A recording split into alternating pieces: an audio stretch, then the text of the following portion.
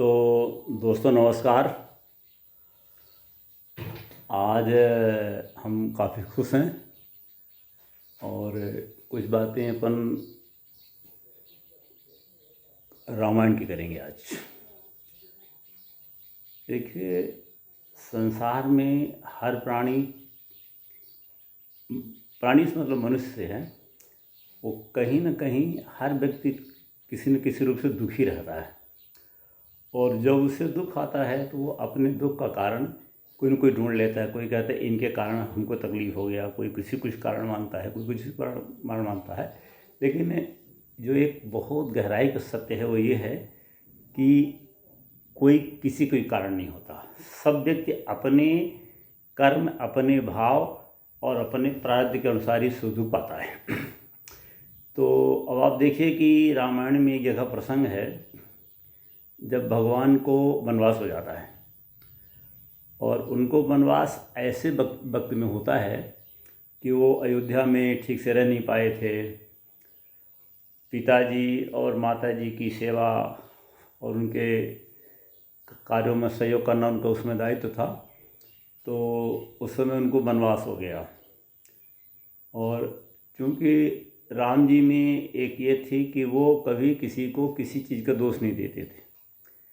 सीता का हरण हो गया हो, उनको वनवास हो गया हो, लक्ष्मण की शक्ति लग गई हो, या कि सीता का वनवास हो, उन्होंने कभी ये नहीं कहा कि कोई दोषी है। वो जो जैसा प्रारब्ध होता है उसको उन्होंने भोगते हैं। तो प्रारब्ध भोगने से ख़त्म होता है।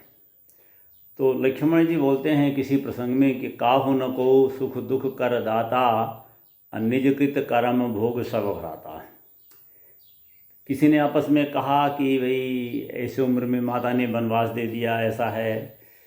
तो उन्होंने कहा कि काहु न को सुख दुख कर दाता, निजकृत कर्म भोग सब भ्राता। ऐ भाइयों, कोई किसी के सुख दुख देने वाला नहीं होता है।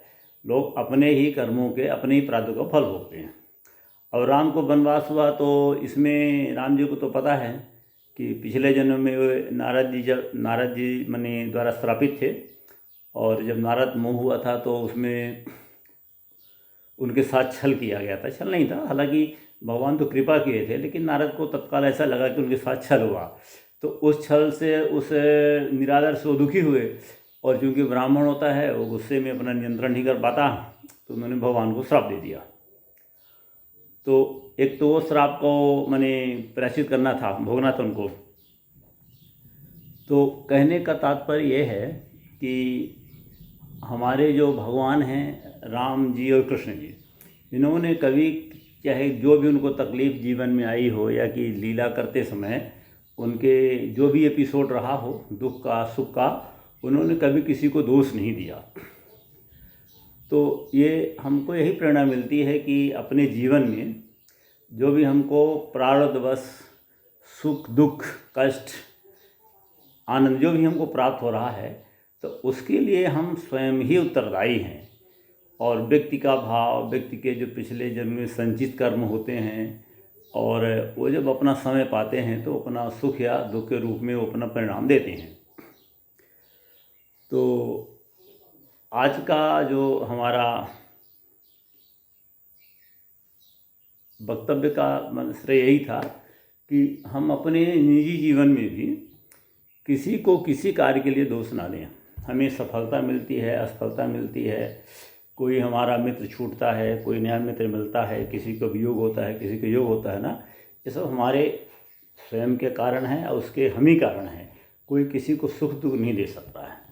ठीक है, हम आज अपनी बातें समाप्त करते हैं। जय श्री राम।